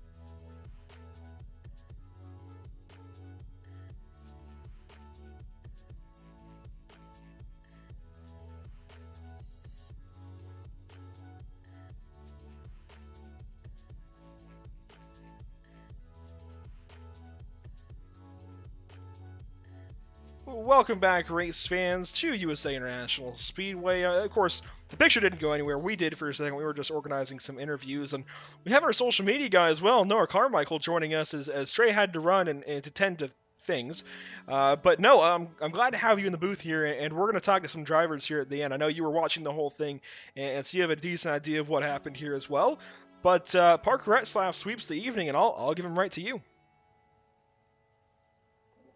Absolutely. I'm joined now by our race winner, Parker Rutzlaff. Parker, you're just on another zip code here tonight. Take us through this entire, I'd say, night for you, because you were just unstoppable from start to finish. I mean, yeah, the race had a couple yells at the beginning of the race, and I didn't know what was going to play out, and then I got into third, and I battled for a little bit for second, and then I got cleared a second, and then I battled with Brandon for a while. We were just crossing each other back over, and that was lots of fun, and then I finally cleared that, and then I could see David coming, and I thought that was going to be a good race if we had more laps. We saw in race 2, you kind of, unlike race 1 where you took the lead and you're just kind of out of there. In race 2, though, you were kind of stuck there. You talk about battling with Mefford and Rutzlaff and Poland's and all those other kind of people. And while you were taking the lead, you were able to get those parts of where you could gap out, but then the cautions came out. What was your reaction to just trying to open up a lead, but then have that all taken away from you because of an accident or two? Yeah, I mean, I wanted to just have a green flag run and just be able to get myself to the lead and put myself in a better spot, but I just kept getting unlucky, and we kept getting restarts, and then I'd go back to second, and then I finally got lucky enough to get clear and be the leader. Well, with that, you obviously, I believe, if I'm correct, you gapped up a little bit of your points lead. Before I let you go here, though, to enjoy another win on the season, who do you got to thank here tonight for just this entire night for you? Ponzi, Ecotrax, Iron Horse Loggers, Logload for Kids, my dad for everything he does in like my sim racing. He watches all my races. He does a lot for my real racing. Just everything he does. You guys are putting this on, and all the drivers race every week. It's lots of fun. Well, hopefully your dad enjoyed what you got to see here tonight, and hopefully we get to see more out of you as the rest of the season rolls on. Congrats, and then I guess we'll see you in 2 weeks, I believe, at Charlotte Motor Speedway. Thank you. All right, that'll wrap it up from our entire weekend winner, I guess you could say. Joining us now, I believe, is going to be our second place David Poland's, who I will hand over to Mr. Andrew Cardinale.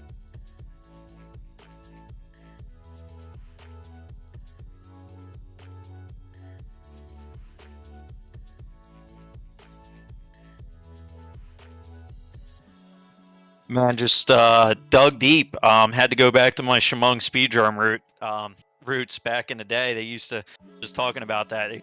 They'd start or they'd invert the top 12 and they'd handicap it. And because we weren't there the previous weeks, they'd start us 12th. So you had to go when the green flag dropped. You had to go. It didn't matter if you had to go 3 wide middle or what, but you had 20 laps to get to the front. And I finished second several times there, and here I finished second tonight. I wish I could have ran Parker down and had a couple more laps to get my rhythm and get to him maybe, but he's kind of unstoppable right now.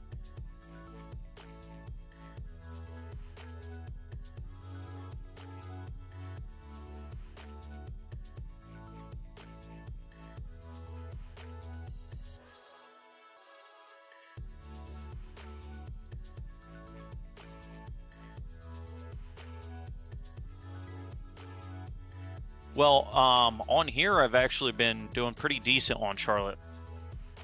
There's a few little tricks to it getting down on a white line, and you have to really hug it. I haven't ran it in real life, so I don't have that experience, but I know Parker knows every track on here. From what he said that he struggled one of these tracks. I'm really hoping it's Charlotte, because that may be my shot.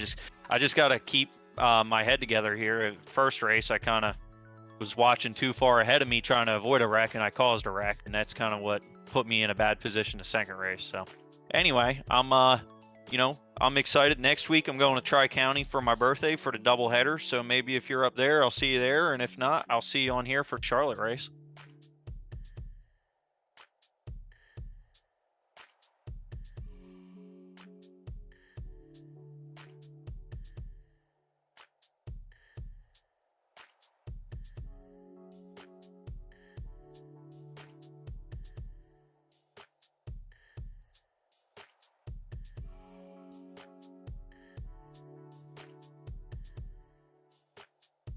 That's another thing that goes back a long time. My dad and I looked at Kevin Harvick's car, the Good Wrench car that had that kind of similar silver and black paint a long time ago. And we weren't even big Harvick fans. We just loved that paint.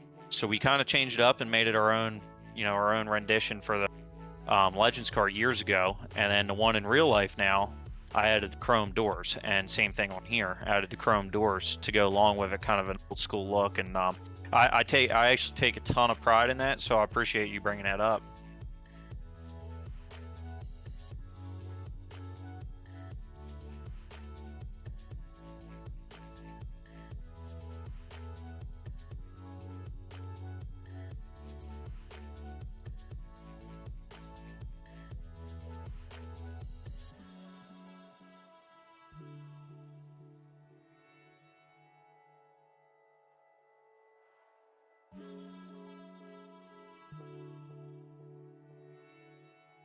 So on any social media outlet, you at David Polens 33. You can follow me there, and then if you want to see us race, just keep up with us on that Facebook page, and you'll see my live feed from GoPro.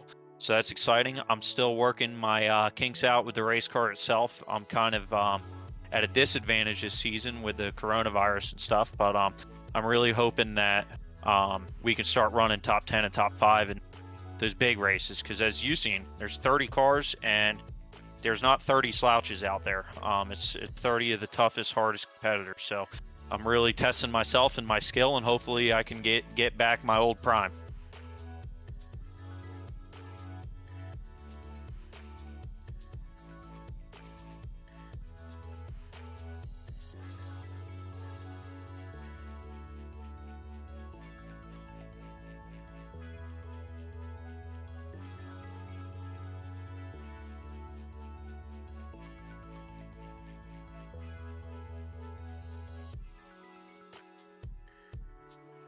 So, first of all, I got to thank my dad and my whole family, just for everything they do, and sticking with me through all the years, some crazy stuff.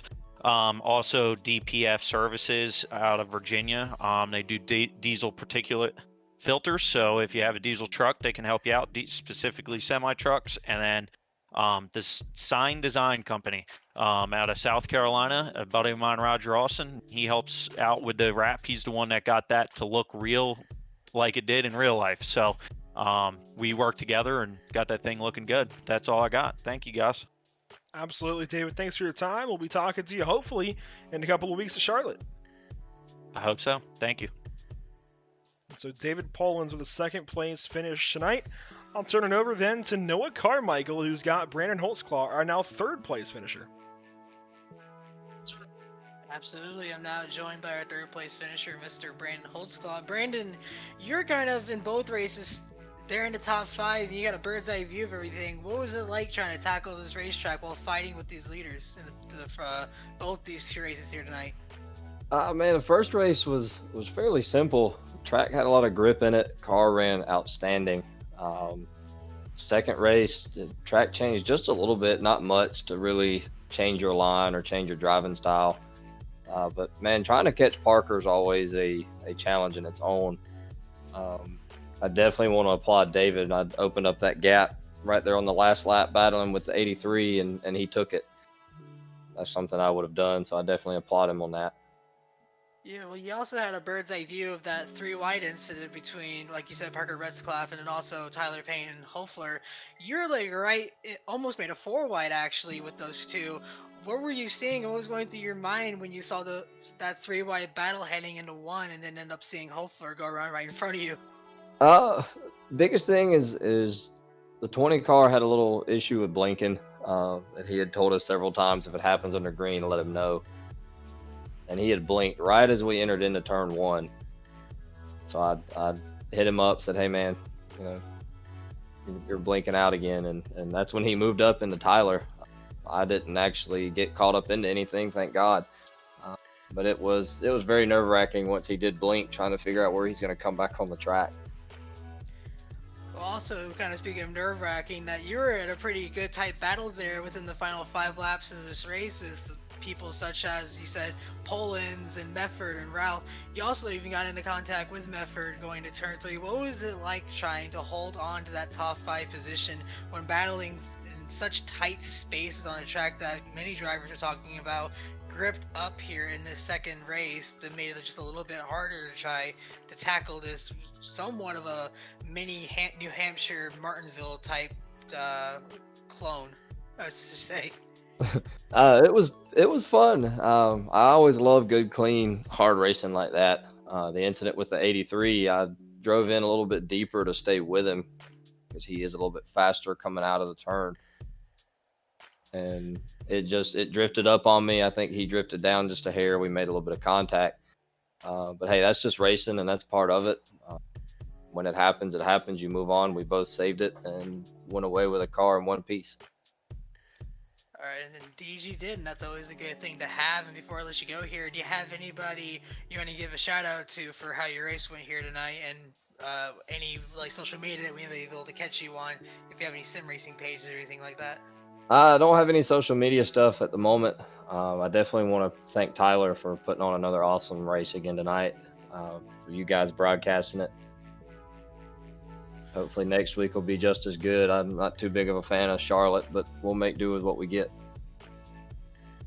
All right, well, hopefully we see more out of you there. Congratulations on your top 3 finish, and like you said, we'll see you in 2 weeks' time at Charlotte Motor Speedway. Thank you guys. You guys have a good night. All right, back to you.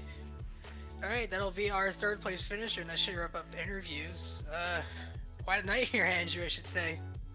Yeah, no, that was a lot of good racing all evening long, and man, I'm glad we had you on social media too, because covering that, I'm sure, was a wild time. Oh yeah, it's one of the things about this series. While it's great to watch, it's a little bit of a headache because every time you look away, there's something happening. So like about every time I go back and I'm posting new screenshots, they come back and, oh hey, there's more of a fight going on, or I come back and just as I'm posting it on Twitter, a caution comes out. So there's always something to do, and it always throws me for a loop, but it's part of the fun. These guys put on such a great show week in and week out. It's just one of the great things about these Legends cars is the fact that you can race so aggressively here, and it just makes it so much fun to watch. Yeah, and we really like having that social media get going as well. So you can see Noah's work as well as Trey Shuttlesworth's work tonight over on Pit Stop TV's social media platforms, Facebook and Twitter. You can just type in Pit Stop TV, or you can go to www.facebook.com/Pit Stop TV to directly find us, and you can go on Twitter and search @Pit Stop TV_ to find us. So you can see Noah's great work over there, man. You guys have been stepping it up for us as well, and now you're covering a bit of double duty as well, just like Trey is in the LTAC race, but really appreciate what you guys are doing. Now, since you weren't here to commentate all of that, do you have any closing thoughts for us? Not really, it's just a crazy night. There's a lot of drama filled. Obviously, big shout out to Parker Rutzlaff just for taking home the sweep. Winning a race in a league like this is no small feat, but to not only deal with the invert on top of that in both, because he was the fastest in practice, he was the fastest in qualifying, got messed up because of the invert, started 6th in both races, and then ran his way up to the field and won both of them. And I talked to you beforehand if there was that whole sweep that Maconi Setup Shop was doing was still going on. I'm not sure if that's still a thing or not, because I've been out of the loop for about 2 weeks, but still, it's just incredible of how fast Rutzlaff really is in these Legends cars, and it just goes to show when you can sweep an entire night of racing in one fail swoop, and it just speaks to how fast that guy really is. It's just incredible. And then just the drama filled of wrecks, whether that be netcode or just small mistakes, and then the little bit of drama on that last lap. I have nothing to say on that because I wasn't watching them up until that wreck, so it's just a crazy night here at USA Speedway, and I didn't even know this track was torn down, which is sad because I love racing here in ARCA cars and Legends cars and street stocks. So it's great that we can race here still, even on iRacing, even though it's been dead for about 10 years. Yeah, like I said, top of the show, almost 12 years to the day. In fact, one of the main articles releasing the news that it was getting closed down was released 12 years ago yesterday, July 30th. And this place, unfortunately, no longer with us, but it's going to live on forever here on iRacing, and so glad that it does, because like I said, man, somehow this place always puts on some really good racing. Doesn't matter what it is, it ends up being fantastic racing. Before we close things out here, Noah, of course, we want to thank our partners here for the Maconi Setup Shop Summer Tour. And Power Crunch Protein Energy Bars, man, they've really stepped up as well, thanks to Jeffrey Wallace. And the fourth round of the Maconi Setup Shop Summer Tour is fueled by Power Crunch Pro, the iconic cream-filled wafer protein energy bar with 20 grams of protein. This is protein reimagined, and they've really been stepping up, like I said, and supporting and sending out some free product to some of these guys who run pretty well, and trying to just make sure everybody knows about Power Crunch. So that's what we're trying to help them do. I believe you can go to their social media and probably order from their website. I forget exactly what the website is. I'd imagine it's powercrunch.com, something like that. And I'm sure you can find that pretty easily out on Google. Definitely order some of their stuff. It's pretty darn good, and it just might be what you're looking for if you're needing a protein bar. We also want to thank the United Sim Racers Association, USRA for short, was created with the intent to bring the racing back to the drivers. Their Grand Dam Series showcases Daytona prototypes, GT4 cars, touring cars, the TC cars, with fixed setups with the intent to have the driver win the race and not the setup. The season kicks off in September with the 2.4 hours of Daytona, and to learn more and to sign up, you can visit them at UnitedSimRacersAssociation.com. We also want to thank Permanent Makeup and Cryo in Maine, and when it comes to your appearance, you best believe you deserve the best care that money can buy. And at Permanent Makeup and Cryo in Maine, the owner, Ashley Bollier, is a certified micropigmentation specialist who provides professional, safe and personalized services. And if you're looking for the best solutions for your permanent makeup concerns, give them a call today to book a consultation. Guess where you can call them? That's 207-358-8683. Again, 207-358-8683. 8683. You can also go to permanentmakeupinmaine.com to find some more information about them, and you can even go to their Facebook page and enter into their monthly contest. You just might win something out of that. At the very least, please definitely go search their Facebook page, Permanent Makeup and Cryo in Maine. Give them a like, support those who support us. They're really doing some good stuff over there. Ashley's putting in a lot of work, and she's always bringing in new specialists as well, including her husband, Evan Bullier. So, I mean, 100%, you can find some good stuff over there, and if that's what you're looking for, by all means, check them out. And you may not be up in Maine, but you might be able to go to Maine. And I mean, it's a beautiful state to begin with. I know traveling right now is kind of out of whack, but Maine is just a beautiful place to go visit regardless. Also want to talk about Whiplash Media, Pit Stop TV's new parent organization that specializes in various sim racing resources, including paint schemes, stream overlays, iRacing camera packs, and more. Whiplash Media is also working on its presence in real racing with things such as photography. In fact, Noah, hopefully you can make it out to Charlotte for the Lucky Dog Racing League. I'm not so sure. If not, I mean, we'll get you to some other race for some photography. I'm tripping over my words, but I know Trey Shuttlesworth is planning on going, and I really hope you guys can get out there for some races for us, because we would love to get some real racing photography out there. And based on what you do here on iRacing, I think you're pretty darn good at it. We're also getting into some social media management. You can check out David Levine Racing for evidence of that, and public relations. You can go to whiplash-media.com for some more information. Noah, looking forward to Charlotte in a couple of weeks. Other than Parker Rutzlaff, I know that's always the caveat there, who is your pick to win? I don't really have much to say. Obviously Parker is the guy to choose. I haven't been, well, last time I was here was South Boston, so I haven't really been up to date, but just judging off what we see, you got to keep your eye out on drivers like Polens and Rutzlaff and Mefford. Mefford was one of the top contenders. That was the only person really who could touch Parker during most of the race up until those last few laps where he got shuffled out of line and ended up falling all the way back to about 4th to 5th place. But in all honesty, if Rutzlaff isn't on his A game, my second best choice would have to probably be Brandon Mefford, because he was on a tear that night and was able to actually put up a pretty good fight. Sadly, we didn't get to see that take shape for those last 2 laps, but still just a great race, and it's going to be even better in Charlotte. It really is. Now, I will say, Polens and Mefford, I have no clue where those guys came from tonight, because they really have not had the same kind of speed that Rutzlaff has had, and apologize for that coming up there on the screen, but yeah, they've not had that kind of same speed as Rutzlaff lately, but they really brought their A game this evening, and very happy to see them do so well. And I know I hyped David up a lot because that car just looks so good, and glad enough to kind of know him in real life. We're working on that kind of part, but no, I mean, David's a real cool guy. But I mean, Mefford, oh my gosh, he really had something for Rutzlaff there for a little while. I really thought he was going to have a chance at winning that thing too. I mean, he held him off for quite a ways.